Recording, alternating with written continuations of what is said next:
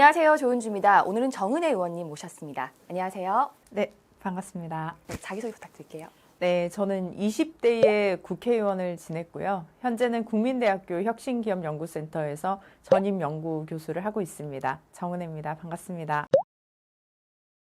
정말 대표적인 청년 정치인으로 또 활동을 해오셨는데 아버지가 이제 목회자로 네. 지금 활동하고 계시잖아요. 네네. 혹시 그런 영향이 있어서 더 이렇게 활동하신 건가요? 저의 인생을 보면 사람들이 좀 앞뒤가 맞지 않는다. 지하실에 살면서 뭐 유학을 다녀오고 이게 굉장히 좀 언밸런스 하잖아요. 상식적으로는 이해가 안 되는 것들이 많은데 이제 아버님께서 사업에 실패를 하시고 나서 나보다 더 어려운 사람을 돕겠다라고 말씀을 하시면서 교회를 하시고 또 미혼모들의 쉼터를 준비를 하셨어요. 제가 28살까지 저희 6식구가 반지하에 살았습니다. 근데 아버지가 2층에는 집을 사셔서 거기는 오히려 미혼모들이 지낼 수 있게 하신 거예요. 사람한테 투자를 해야 된다. 그리고 미혼모를 도울 때도 가장 1원칙이 그들이 자립할 수 있게 도와줘야 한다.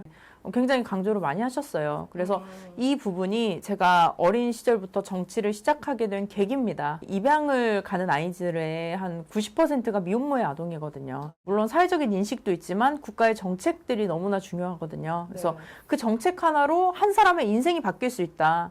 그렇다면 나는 정책을 바꾸는 사람이 되고 싶다.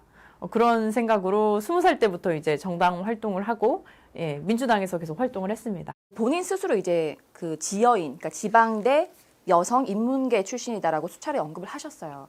근데 이런 그 학벌사에 대한 그 본인의 생각은 어떠신가요? 뭐 지방대 여성 인문계 출신이다 이런 얘기를 하기도 했습니다. 근데 저는 대한민국의 학벌 사회에 대해서는 할 얘기가 많지만 그 이후에 연세대 대학원에 가서 정치학을 공부하고 또 미국의 하버드 대학교에 가서 또 정책학을 공부를 하면서 누구는 너가 그 학벌 뭐 세탁하려는 거 아니냐, 뭐 학력 세탁이다 이런 얘기도 하시는데 실제로 저는 그런 마음에서 한 건 아니고요. 학교라는 그런 네임 밸류보다는 내가 공부하고 싶은 거, 하고 싶은 거 위주로 그걸 찾아다녔다고 말하는 게 조금 더 나을 것 같아요. 아니 하버드는 얼마나 좋은 학교길래 그렇게 하버드를 나오면 인정을 하고 그럼 왜 신라대는 사람들이 그만큼 인정을 하지 않는가? 신라대에 다니는 사람들은 하버드를 갈 생각을 잘 하지 않는 것 같아요. 그러니까 실제로 하버드 대학원에 다니는 한국 유학생들의 경우는 스카이 출신들이 많습니다. 근데 환경이 내 주변의 친구도 뭐 하버드를 가고 뭐 예일을 가고 그러다 보니까 본인도 자연스럽게 하버드 대학원을 한번 가볼까? 라는 생각을 하는 경우도 많죠. 자신의 능력을 한정 짓는다든지 아니면 나는 이 정도 스펙이니까 이 정도를 살아야 돼라고 생각하는 것이 좀 옳지 않구나. 뭐 그런 게 편견일 수 있겠구나라는 생각도 해봤습니다.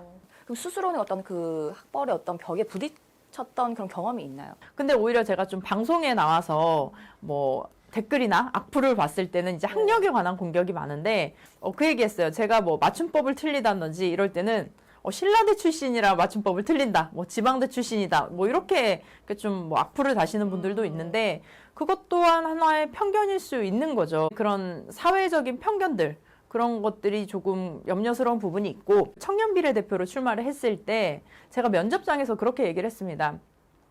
한국에서 나는 지방대 나온 돈도 안 되는 봉사활동을 하는 사람으로 그런 청년으로 비춰졌는데 똑같은 스펙을 보고 미국의 최고의 대학인 하버드에서는 너의 가치를 쫓아서 살아온 사람이구나 라고 평가를 해서 합격을 시켜줬다는 거죠. 그렇다면 저는 대한민국도 그런 사회가 돼야 하는 것이 아닌가 싶습니다. 근데 학사 졸업 후에 이제 연세대학교에서 또 정치학 전공하시고 또 하버드를 가서 또 이제 졸업을 하셨는데 일각에서 어떻게 보면은 이거 또 그런 사회적으로 만든 잣대의 그런 기준에 좀 타협한 게 아니냐 이런 시각도 있을 것 같은데 좀 그런 부분에 있어서 하버드를 정말 가야겠다라고 뭐 이렇게 결심했던 특별한 계기가 있었을까요? 어릴 때 저희 사촌 오빠가 하버드를 갔어요. 그래서 이제 하버드가 뭐 되게 좋은 학교를 갔다고 들어서 나도 그냥 가고 싶다라는 생각을 했고 치열하게 사는 삶? 그리고 유학 생활이라는 것이 제가 뭐 미국에서 자라지 않았기 때문에 언어도 익숙하지 않고 문화도 익숙하지 않고 그런 상황 속에 나를 한번 집어넣고 싶다. 일단 유학 생활을 해보고 싶었고 그리고 정말 세계 최고의 대학이라고 하는 곳은 어떻길래 사람들이 도대체 왜 가는 거지? 그런 생각도 했습니다. 그래서 그곳에 있는 학생들은 어떤 사람들일까? 이 교육 시스템이라든지 그 문화, 환경, 역사 등을 저는 한국에도 어느 정도 적용할 수 있지 않을까라는 생각이 들어서 처음에 그런 생각을 가질 수 있었던 거는 그 사촌 오빠의 영향으로 이제 처음 생각을 하신 거네요. 네, 이것도 굉장히 네. 중요한 게 네. 어릴 때 그런 얘기를 들어보니까 왜 나는 안 돼? 나도 할 수 있어. 이런 영향력이 굉장히 좀 중요한 것 같습니다. 하버드에 온 친구들은 자신이 굉장히 특별하다는 걸 아는 친구들이 오는 경우가 많습니다. 네네. 사실 한 사람 한 사람 인생의 스토리가 평범한 사람이 어디 있겠습니까? 근데 한국에서는 그런 획일화된 교육, 주입식 교육을 받다 보니까 내가 어떠한 기성복 같은 거죠. 어떤 틀에 딱 맞춰놓고 이 틀에 들어가지 않으면 내가 이상한 거죠. 그냥 그 자체만으로도 내가 가지고 있는 것만으로도 나는 굉장히 특별하다라고 생각하는 학생들이 많았던 것 같습니다. 그래서 그런 분들이 하버드에 왔었고 대한민국의 모든 학생들도 그리고 모든 사람들도 그런 생각을 가지고 살면 너무 좋겠다 이런 생각도 해봤습니다. 저희 부모님이 어릴 때부터 그런 얘기를 많이 하시긴 했어요. 그러니까 네가 대학 4년을 다니는 것보다 여행을 몇 달 유럽 여행을 갔다 오는 것이 아마 네 인생에 남는 게 더 많을 것이다. 유럽 여행을 가고 싶다는 생각을 했어요. 신라대학교에서 총동창회에서 주는 장학금이 있습니다. 그래서 이 장학금을 받으면 내가 갔다 올 수 있겠다라고 생각해서 장학금을 신청했는데 그 장학금이 어떤 사람들을 대상으로 하는 것이었냐면 저소득층의 자녀로 학점이 높은 사람. 그러니까 학점은 높은데 약간 가계 형편이 곤란한 사람들을 대상으로 하는 장학금이었습니다. 네. 근데 면접을 들어갔는데 심사위원이 이제 이 돈을 받으면 어디에 쓸 거냐. 그래서 제가 유럽 여행을 가거나 미국 어학연수를 다녀오겠습니다라고 얘기를 했는데요. 네. 면접관이 갑자기 막 화를 내는 거예요. 네. 그래서 네가 이 장학금이 무슨 장학금인지 아냐.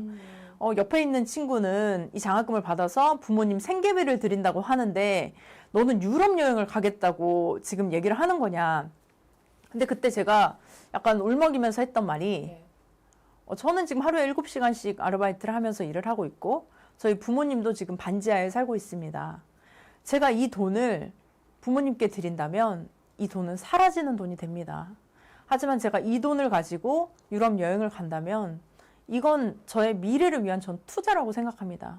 나중에 제가 돈을 더 많이 벌 수 있는 사람이 되어 있을 겁니다. 그래서 결국에는 좀 미안한 얘기지만 옆에 친구는 탈락을 하고 사실은 제가 네. 장학금을 받고 또 50일 동안 이제 유럽을 네. 다녀오게 됐습니다. 그래서 당시에도 돈을 아낀다고 이제 배낭 하나 메고 네. 주로 이제 기차에서 많이 잤죠. 그래서 기차 여기서 자고 그렇게 생활을 하긴 했지만 그 경험이 제 지금 평생을 살아가면서 어떠한 어려운 순간이 와도 무조건 내가 극복해 나가고 해결할 수 있는 방안을 좀 스스로 터득하는 그런 법을 배운 것 같습니다. 전 그때 굉장히 궁금해요. 그 비례대표 의원직 승계 소식을 들었을 때, 딱 들었을 때 어떤 기분이었나요? 네.